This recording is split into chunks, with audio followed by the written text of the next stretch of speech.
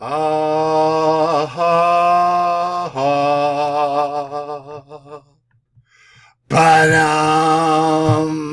Hey everybody, what's going on? This is Tanner from TanmanBaseballFan.com and KinseikoCollector.com. I wanted to come on video here because I had another massive mail day, and as you can tell from the intro that I did, which you could hear my beautiful singing voice, it was a lot of wax again. So we will get in here and get started. First up, and all this stuff, guys, is like from a sealed case. So, love it, love it. So this is a 1986 Topps rack box, and I've never gotten a rack box before, so that's part of the appeal. There's nothing really going on graphic-wise, but there is some sort of nostalgia attached to this. I'm not really sure why, though, but anyways, there it is. There's something about, I guess, it being like minty fresh and all that, and you're not really sure if anybody, you know for a fact that nobody's dug in there to pull out the rack packs to have like the Nolan Ryan or something in the front. There's not a whole lot of stuff in 86 Topps, but anyway, so that's the first thing. Next up, 1988 Fleer. And y'all have seen this box like a million times, I'm sure, but try to appreciate just the artwork, the colors. They did such a good job in the 80s, in my personal opinion, on the boxes. So, of course, the box top cards, or box bottom cards, rather. So, very nice condition. I got these from BBC Exchange, by the way. I asked Steve to make sure that I get like a certain condition of these boxes, and he was more than accommodating. So, thank you, Steve. I appreciate that if you ever watch this. But this is an upgrade. This is 1987 Topps. And I have another one that's from a sealed case, but this one is just a little nicer. And that's what I was really kind of looking for. And this is probably like the #1 most nostalgic kind of card type for anybody on the planet, I would imagine. It's my age. It's 1987 Topps. I didn't start collecting until 1989, but even still, my first pack was 1987 Topps. So, try to get into some other more common things. Let me do this. 89 Fleer rack box. The thing I don't like is there's a little bit of a slight wrinkle that kind of runs through here. It's not bad, but in the back is kind of bowed a little bit just because of the seal that BBC did.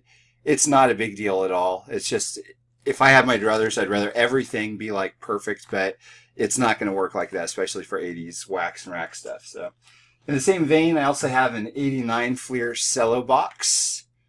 Gary Carter. So you see that, Anthony? I'm sure you probably love that and are well versed with that. I'm not sure if I'm going to keep the cellos and racks. I don't know.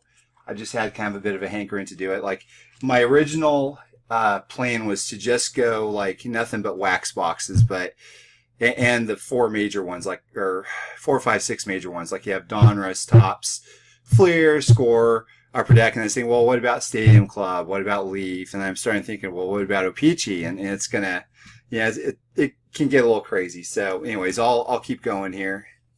This is a 1990 Topps. I think they did a fantastic job. This is, you know, green. They hardly used green. They used it on the 87 Topps, though. But a lot of it's really mainly just red and blue. But there that is there.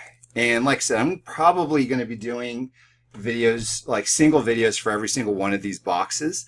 But I like just kind of quickly going through all of them to show you what I got. So 1986 Topps.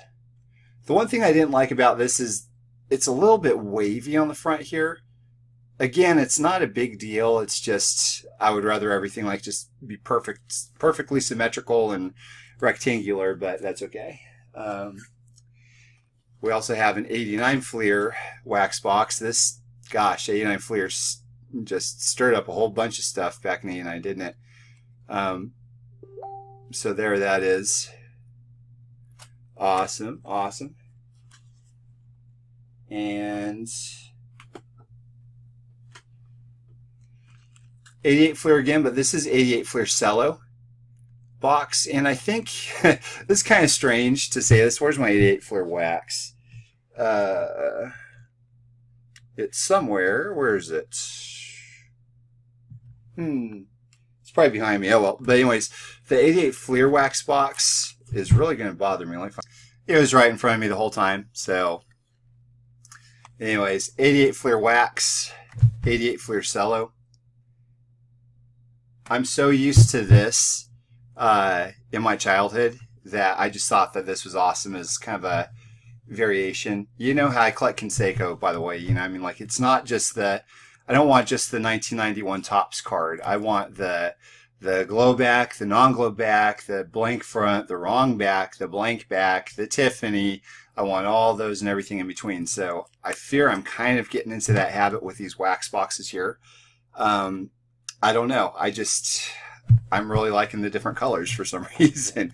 But anyway, so I'll go ahead and go forward. This, again, like the late 80s, early 90s products, especially Topps, I have a lot of memories in. 89 Topps, and how can you not love the Conseco on the front? I love this so much. The Future Stars cards, I remember just at the kitchen table, opening up the box and sorting out the Gary Sheffields and Greg Jeffries, and it's a beautiful box by itself. I mean, that's a work of art right there, in my opinion. So love that. And same thing like this, 1991 Topps.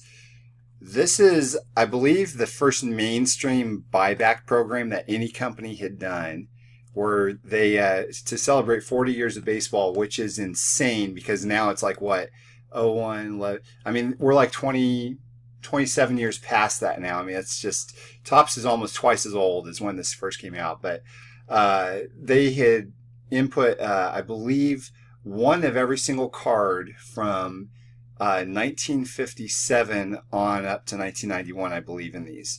And my whole life growing up, I've opened a lot of stuff. I never opened one. I never heard of anybody opening one and finding any other type of buyback. And they didn't stamp them or anything like that either. They literally just put in like okay, here's an 84 Topps Craig Nettles or whatever it is, and put it in. And so there's no difference really that you could tell.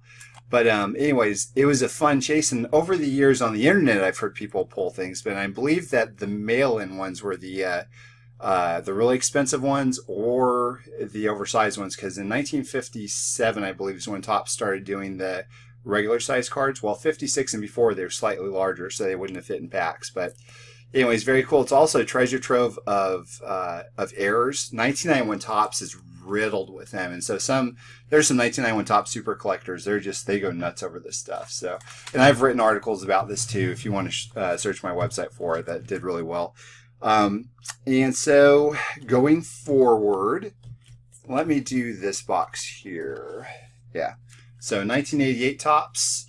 Again, a lot of great memories in this. Don Mattingly on the front. One of my least favorite as far as collectability goes for Topps, but so many memories in this box. I love it. So I'm going to get into some different things now. We'll go ahead and, since we said 88 Topps, let's do this. 88 O-Pee-Chee. The box is smaller and there's more writing because there's some French in there. So, oui, oui. This is great. I love this. I love this box. 88 Topps, 88 O-Pee-Chee. And so it's, and let me compare this for y'all, because I didn't realize this until about 10 minutes ago, I guess, the size. So for all y'all Canadians out there like Ryan Cracknell of Beckett, you probably know this very, very well. I did not, because growing up in California, they didn't have any O-Pee-Chee on the, on the shelves there of grocery stores or anything. So very cool. It even has like the little piece of tape that goes over it, so that's pretty slick. And then of course 1986 O-Pee-Chee.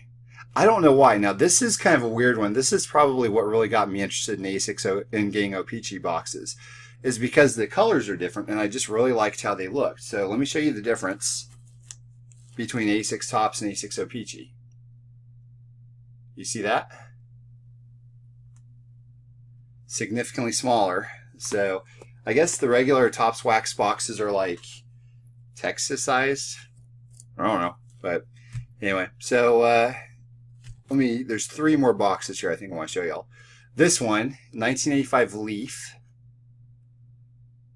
This goes nicely with my 85 Donruss box, which is the first one that I got. But this is in like a lot nicer condition. The 85 Donruss box I have is in really good condition as well. But this is just, this is outstanding. I love it. I love it so much. And I remember going to a card shop back in the 80s or early 90s, picking up an 85 Leaf, Roger Clemens and Kirby Puckett, and feeling a little kind of strange because they weren't like the regular ones or whatever. I got like they almost felt like it was kind of like a knockoff or something of regular Donruss. But nowadays, if I were given a choice, I'd much rather the 85 Leaf, Clemens, and Puckett, to be honest with you. So 2 more boxes here. 1985 Topps. And that's just a great condition box as well. 85 Topps is fantastic. Obviously, you have the Clemens and Puckett, but you also have the McGuire, and the McGuire went for like huge money back during the home run race. So it's very nice condition. And last but not least, the oldest of this stash for today is 1982 Donruss. And I love the artwork and everything, of course. You have Babe Ruth on the front. You've got Steve Garvey and Dave Winfield. I mean, it's just a different time period altogether. But also, the box is noticeably different from a size perspective.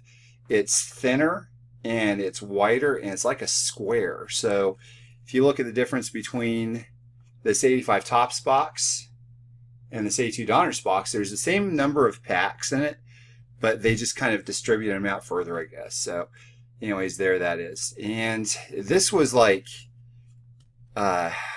one of 3 packages I had coming in today. So one came from, or is this UPS? One just came in from USPS. And I've got one more coming in from FedEx, which is not wax boxes, but it has something to do with baseball, of course. So anyways, that is all I have for you today. Thank you so much for watching. I hope you all have a great day.